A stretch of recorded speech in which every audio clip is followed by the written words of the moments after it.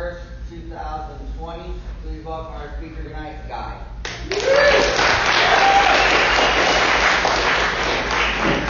Hi, my name's Guy and I'm an addict. I'm going to read something real quick out of the basic text. This is something that kind of defines my recovery and why I'm here. And it's at the end of the part we read how it works, in the chapter how it works, between the reading and when the first step starts. It's 5 paragraphs and they're very, very important to me. So what I'm going to do is I'll read them to you. These are some of the questions we have asked ourselves. Are we sure we want to stop using? Do we understand that we have no real control over drugs? Do we recognize that in the long run, we didn't use drugs, they used us? Did jails and institutions take over the management of our lives at different times? Do we fully accept the fact that our every attempt to stop using or to control our using failed? Do we know that our addiction changed us into someone we didn't want to be? Dishonest, deceitful, self-willed people at odds with ourselves and our fellow man.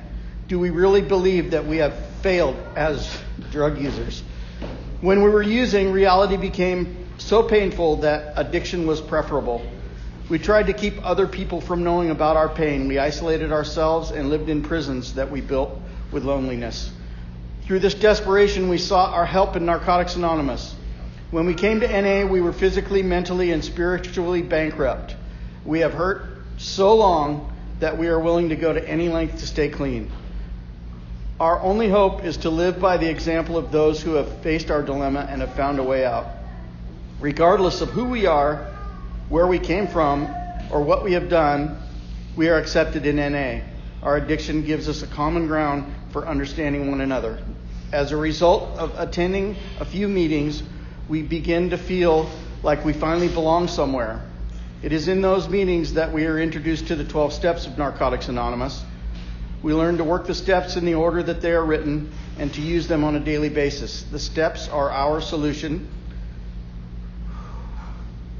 They are our survival kit. They are our defense against addiction, which is a deadly disease. Our steps are the principles that make our recovery possible.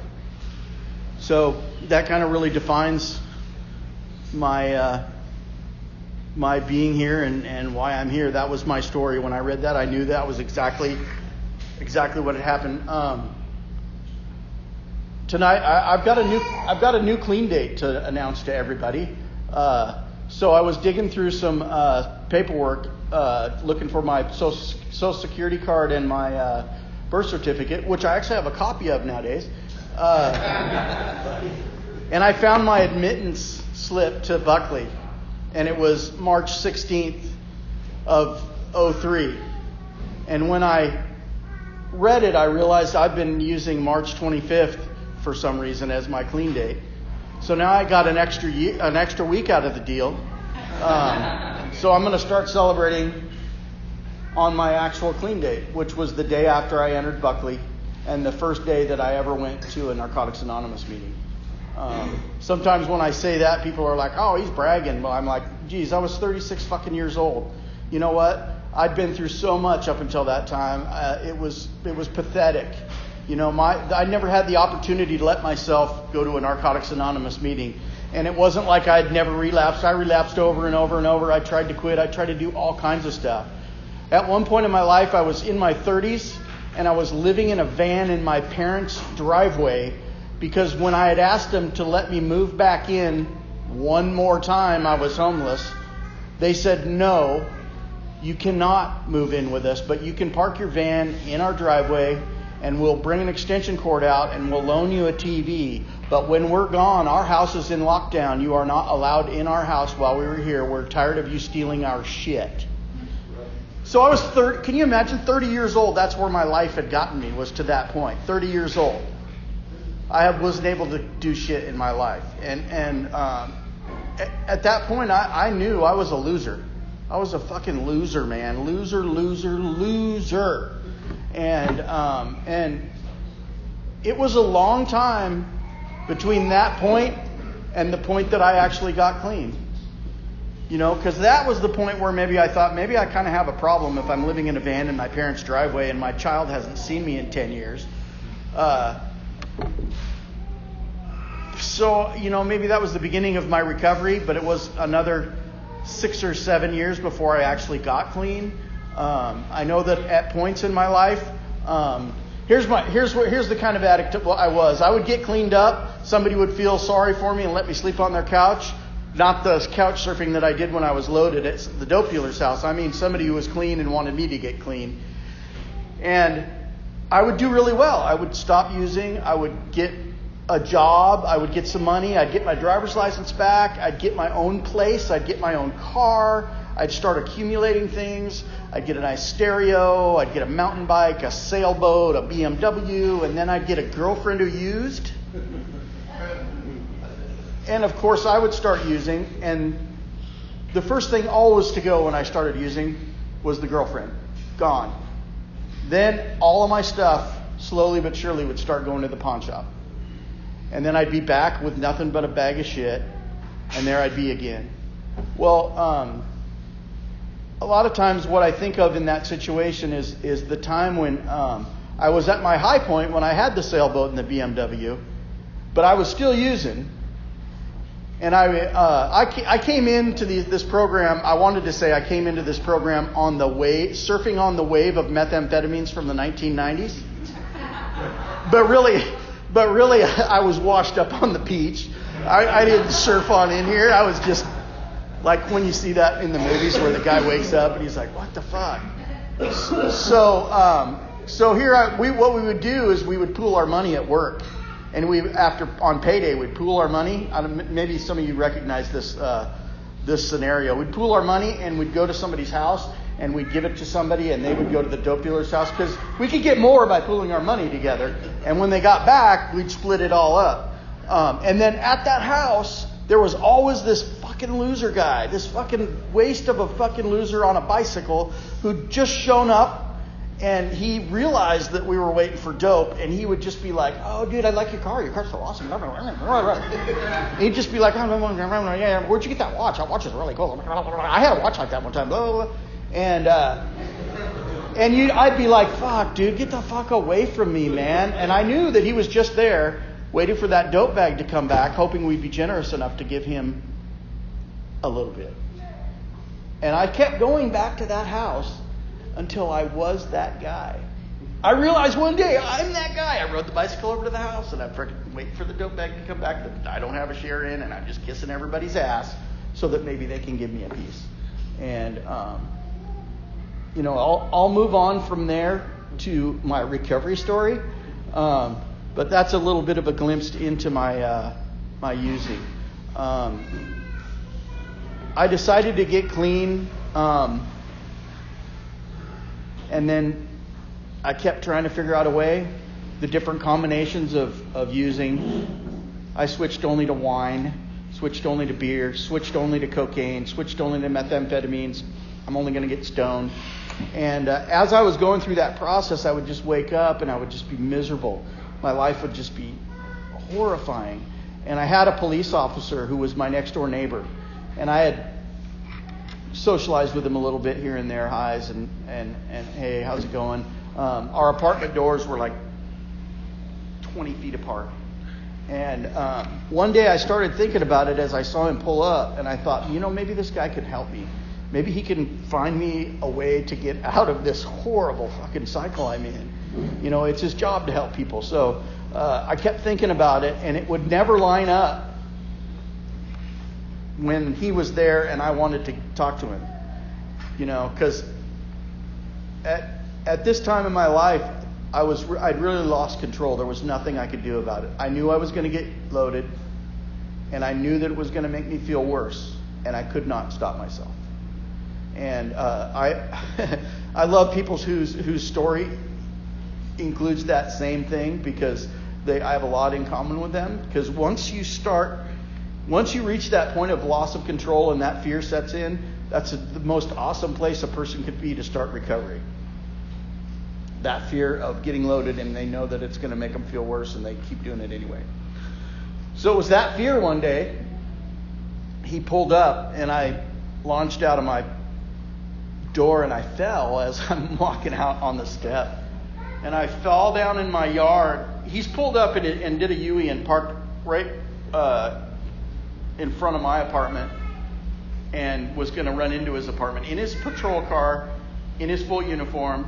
And by the time I got out there, I didn't realize that he had a partner with him. So here I come, and I run out, and I fall down onto the grass, and I'm literally sobbing. My nose is blowing snot bubbles. And I looked up. I was on my hands and knees, and I looked up. I was trying to sit up, and I could see the guy in the car was just looking at me like, what the fuck? And my next door neighbor came over to me. I'm going to get emotional, but so this guy came over to me and he put his arm around me and he goes, what's going on? And I said, I'm not doing too good. And he said, I know how you feel. And I'm like, what? He goes, I know exactly how you feel. We're going to get you some help. And I was like, okay, what? And he sets me up and he's like, so I want you to go back in your house and I want you to wait. And this isn't going to have to do with the police. I'm going to help you out and get you the help you need. And and he goes, just wait and I'll give you a call.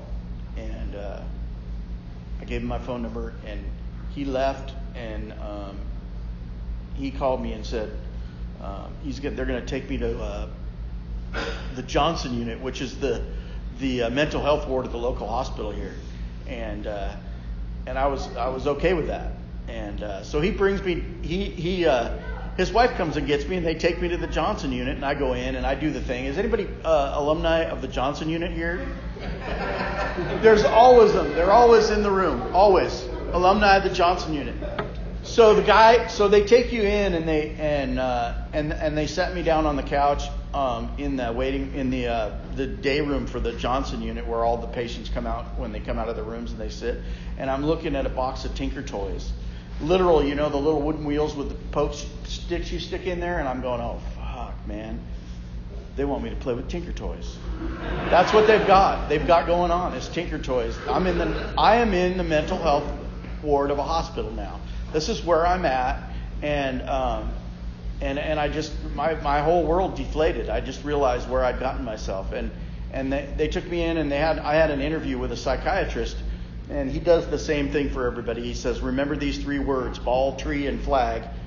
And I can still remember them, but 17 years later, and then he goes through and he asks you, who's the president? Who was the president before that? What's the date today? What's the year? He wants to make sure you're on the level. And when he was done, he said, I don't think that you're crazy. I think that you're an alcoholic and a drug addict. And that you should go to a meeting. And there's a meeting here tomorrow. And I remember standing out and smoking a cigarette and watching those people come in for the meeting. And I didn't go to it. And so I got to stay there for 5 days, and I played Trivial Pursuit with a guy with voices in his head.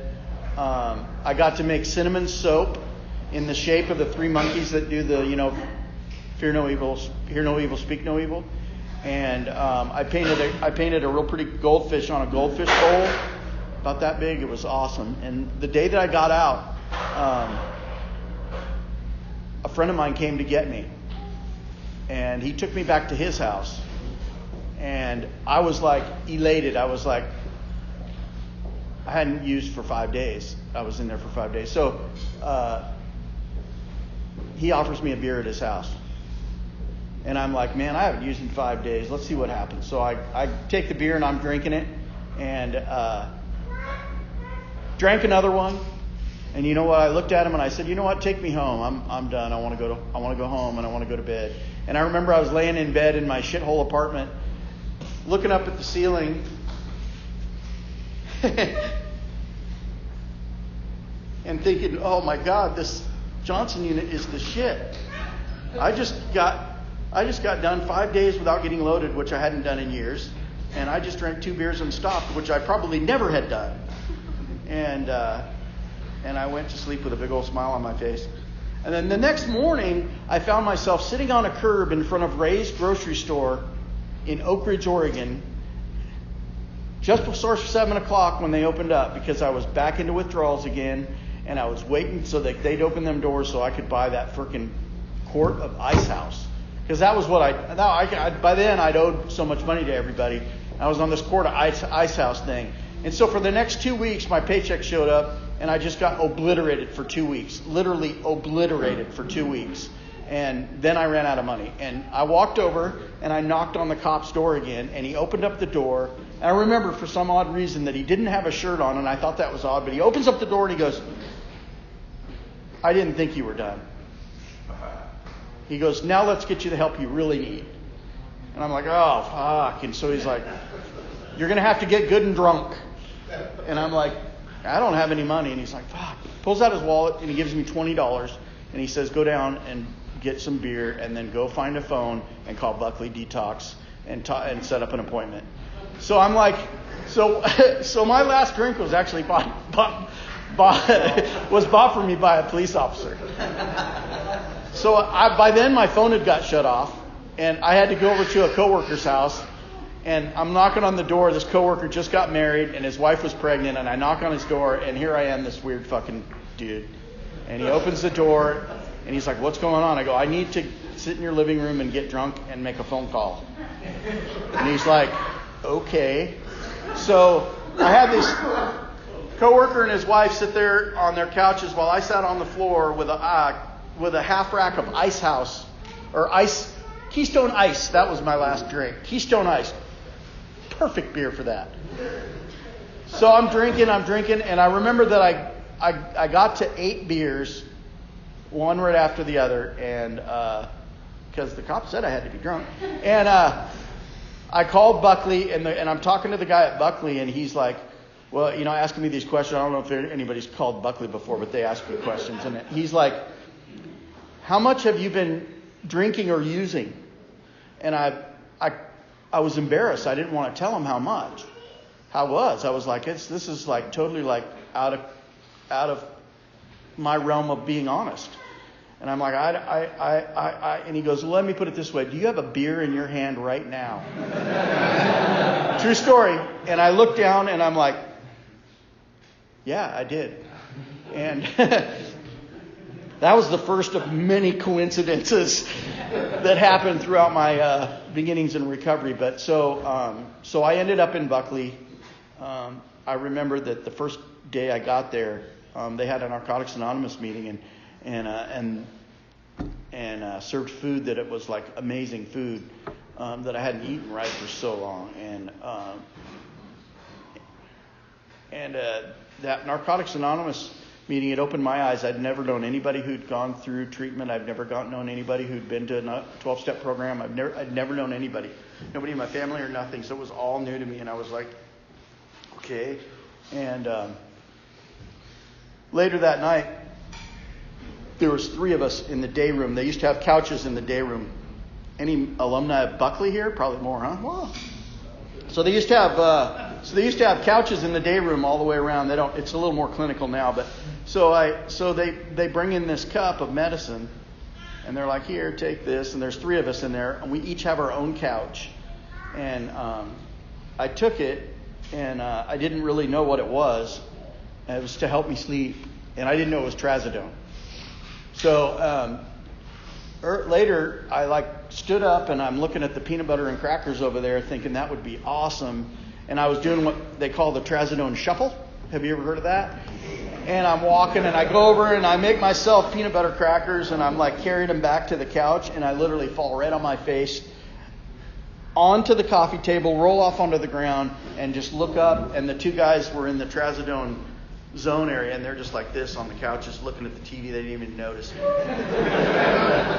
So I get up, and I'm like, wow, that's freaking horrible. So I go up to the front desk, and I'm like, "What is that you gave me?" And the guy goes, "It was trazodone." And I'm like, "Dude, I'm here to get not loaded. I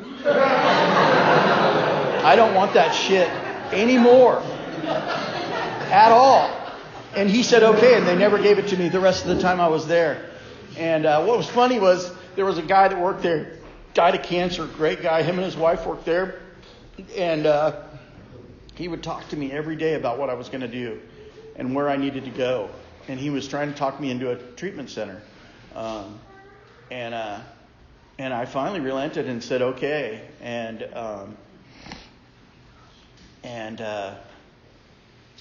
it was a tough decision. I didn't want to, but I made this decision that I was going to, do what other people wanted me to, because this thing in my head was telling me to do shit that was getting me to the, pinnacle of success, which I'm at now, which is Narcotics Anonymous,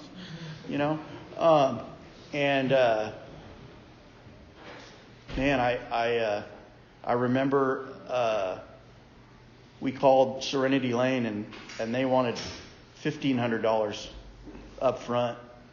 So I ended up at Carlton. They only wanted $500, and they came and got me and took me over there. And I walked into that place and it was a shit show. It was fucking ridiculous. They bring out some freaking toothless old fucker. They say, this is your big brother. And everybody's yelling and screaming and people are doing shit. And they're like, you can't do this and you can't do this. And then this guy can get you in trouble. And then you have to do shit when you get in trouble.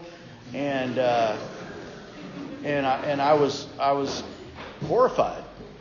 And I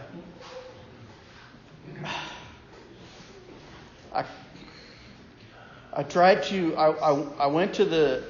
to blow out. And my method of blowing out was to call my sister and say, I'm in this horrifyingly awful drug and alcohol treatment place that doesn't make any sense, and I need out. And my sister says, fuck you. She said, I am so sick of you. She said, she had 3 boys, and they loved me. They thought I was the shit. And she said, I'm tired of you doing what you're doing, and my kids are watching you do it. She said, stay there and get clean and then call me. And it hurt me so bad that she talked about my nephews that I did it. I hung up the phone and I said, you know what?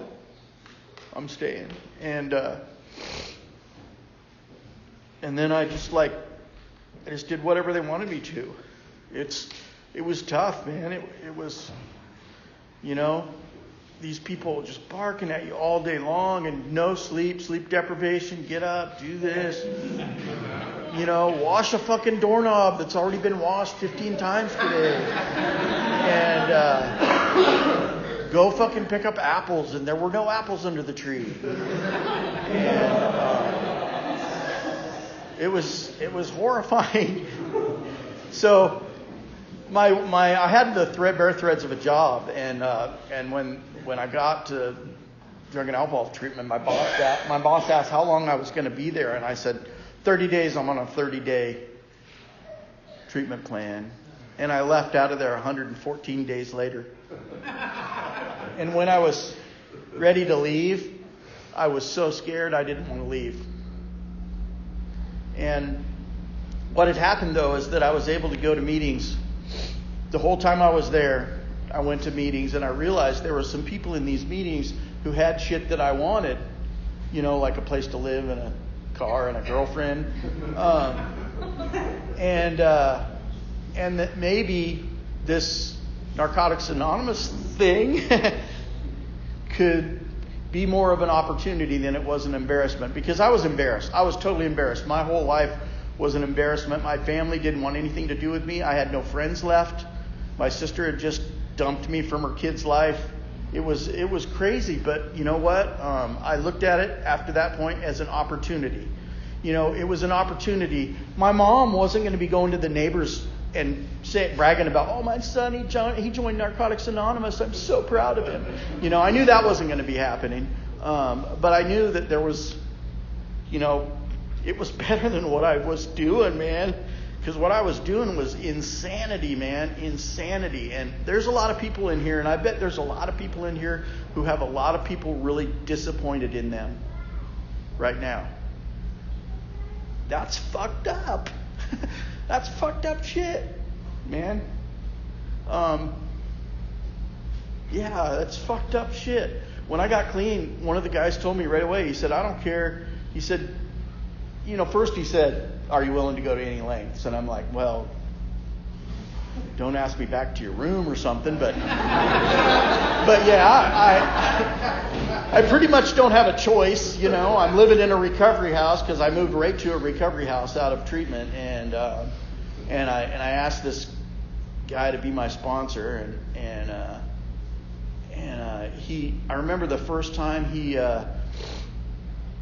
asked me to go meet with him, and we met on, it was summertime when I got out of treatment. So in the middle of summer over by campus at a Starbucks, which was just packed with college students, gorgeous girls, and he wants to sit out, get a coffee, and sit out and with Narcotics Anonymous books out on the table, and I'm like, fuck, this sucks. And he's like, okay, I want you to read, start at the very beginning and read. And I'm like, okay. So I'm like, and he goes, no, I want you to read to me out loud. And I'm like, it was a huge step I had to take in recovery. It really was. And so I did it. Looking around, everybody's looking at me, you know. But so I'm reading to him, and then he said, okay, here, let me read. And then he read back to me, and I was like, well, that's pretty cool. And then on the way home, he started asking me really uncomfortable questions. Because, you know, I'd never had spiritual discussions with my own family, you know, let alone some guy that I really don't even know that I met in a Narcotics Anonymous meeting. And so he starts asking me about my spiritual beliefs. And I knew when I first got to Narcotics Anonymous that was going to come up because they're there pretty well written in the steps. And I knew for me it wasn't going to be good news. Because I grew up in the 1980s when all the TV evangelists were getting caught with hookers and drugs. And, of course, I wanted the hookers and drugs. I just didn't want to have to believe in anything to do that, you know. So religion and let's call it a prejudice against organized religion that I had was deep. And so when he asked me, I thought, you know, well, here goes the selling me a Bible thing. And it wasn't like that. He just asked me, where do you think we came from? Why do you think we're here? And where do you think we're going? Kind of a question, life questions that nobody has really come up with the concrete answers for. So I explained to him how I felt about that. And he goes, that's a great place to start. And I was like, what? Really? He goes, no, that's an excellent place to start in this program. And I couldn't believe it. And then as I learned about that thing over time, I realized this is like the perfect thing for me, you know. This really is the perfect thing for me. I've been pointing my finger at people and making fun of their spiritual beliefs my whole entire life. Just, you bunch of sheep. And what happened is when the shit hit the fan for me, I had no spiritual beliefs. I didn't realize that spirituality is a part of a human being, no matter what you believe in. It's part of a definite need of a human being, because when I got, you know, to where I was at, I didn't have no faith that tomorrow was going to be okay, or that I was doing the right thing, or that I was doing something. And so that part of the program, which I thought was going to be the hardest, actually turned into the easiest for me. Because it wasn't hard for me to believe that I was a drug addict, and it wasn't hard for me to believe that something greater than me could probably freaking, you know, help me out, because I certainly couldn't. And the way I explain it is, there was a guy in NA for a long time. His name was Jim Brown. He died clean, surrounded by his family. Great guy. And I miss him terribly. He said to me, "Can you make an orange?" And I said, "No." And he said, "Then pray to the orange maker."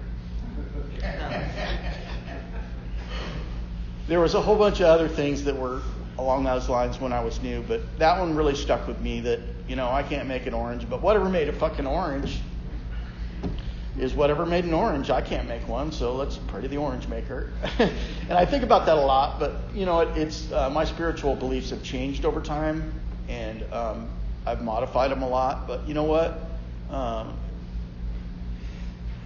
I'm clean because not because I thought life was going to get any better,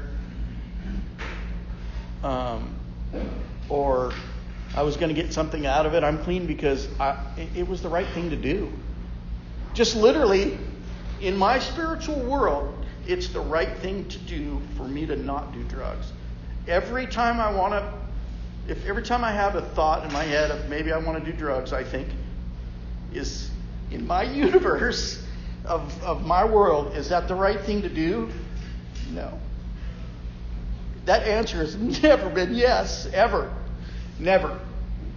And because I've been clean almost 17 years, and it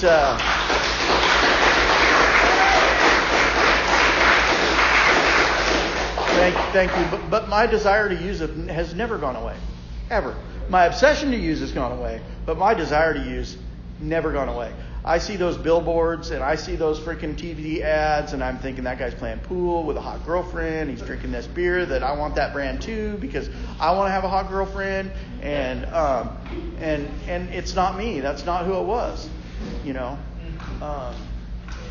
And so my story goes to, I like any newcomer, man. I was in treatment, so I know, how it is in treatment. You get all dolled, you're going to an outside meeting. Oh my God. You go get all dolled up, you put on your fineries. You go to a meeting looking at the hot chicks. Hey, how's it going? Like you have anything to offer. I mean, really. It was hilarious. I did the same thing. It was great. Hi, I don't have a job. I'm in treatment. You got kids? I can't take care of kids. I'm like, you don't have very good teeth, but I've got a good job. I can pay for that. I've got dental insurance. That was during the methamphetamine times. Now you guys come in here on opioids and you look fucking better than we did when we got clean. That's for sure. It's fucking crazy.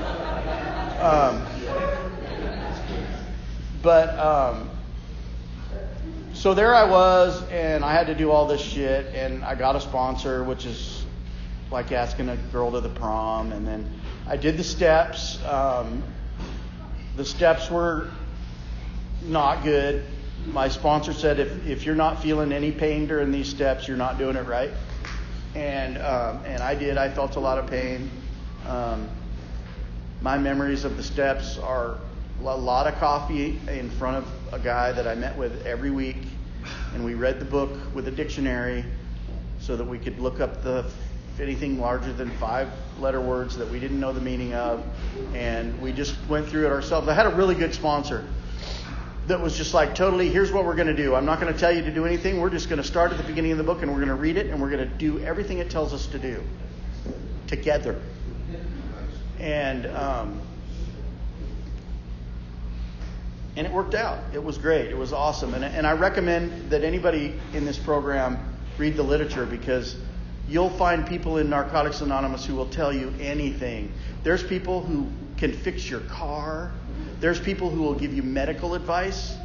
There's people who will babysit your kids.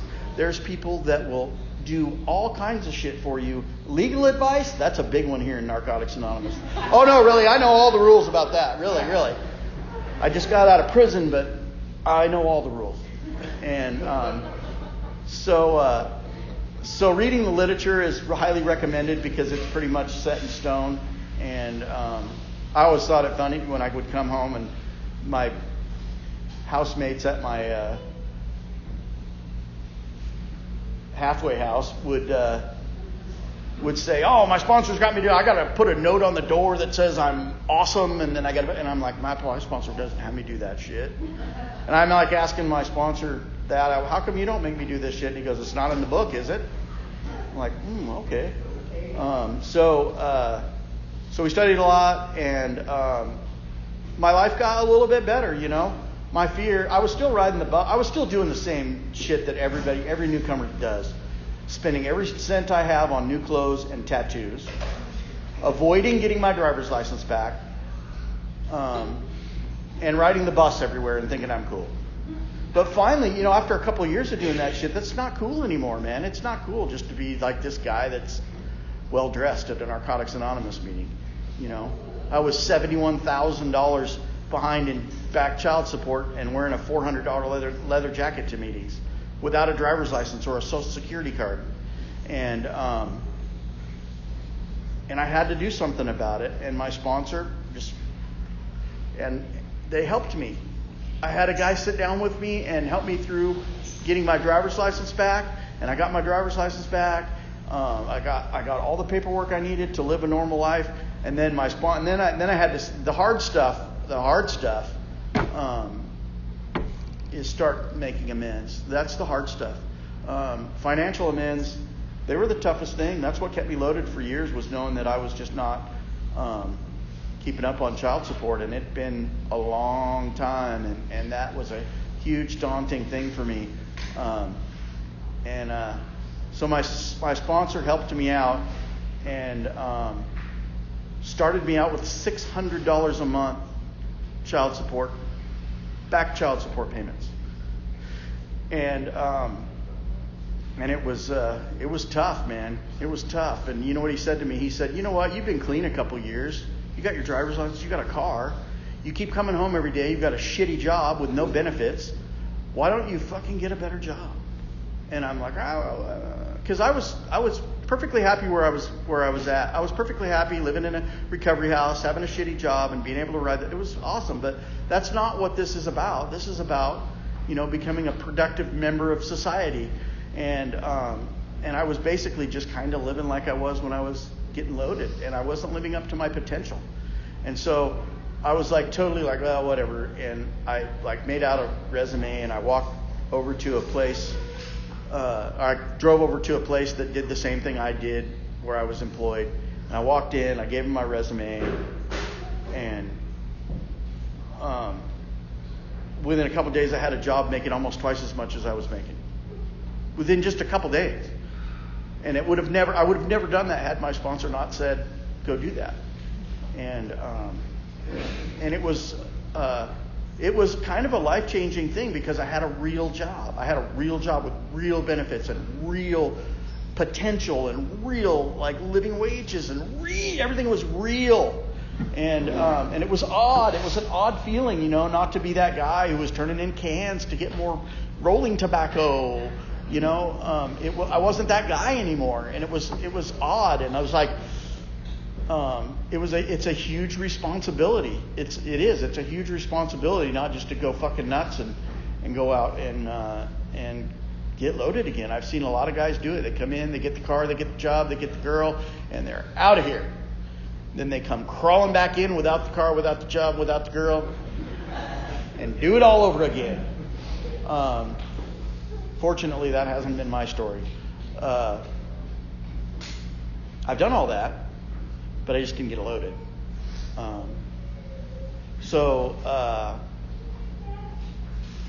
don't know how much more I can talk about, but I know that this program has done a lot for me in my life, and there's a lot of people in this room who've done a lot for me in my life. My life is a never-changing.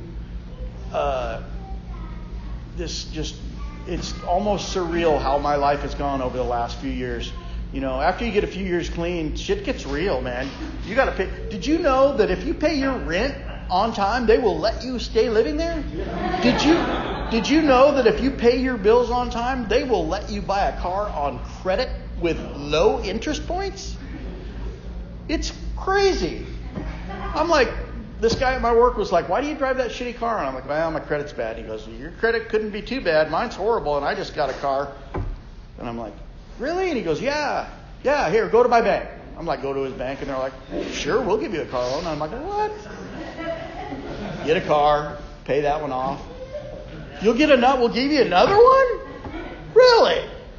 Yeah, you did good on that one. Fucking crazy shit. Shit that I acted like I didn't even know when I was getting loaded. I remember getting a credit card in the mail, going out and maxing it out, and then throwing it in the garbage and ordering another one because it was awesome. Of course, those garnishments that come when you first get clean aren't that fun because you got to pay those off too. But my life's changed. The things about my life have changed. My mom is so crazy about me. My family's crazy about me. Shit that I couldn't even believe happened. But I'll tell you what, man, when I made amends to my mom, the amends for me were just all the pain that I had avoided. All the disappointment that I'd caused these people, and I was letting them know that I didn't want to do that anymore, and how can I fix that? And they were telling me. And I'll tell you what, I don't want to do it again. I don't want to see a 70-year-old lady cry again. I don't. It's not cool to make a 70-year-old lady cry. It's not cool. One of the funny stories about my mom is that my sponsor made me call her every month for the first 2 years of my recovery, and about 2.5 years in, I forgot one month. She was never going to call me.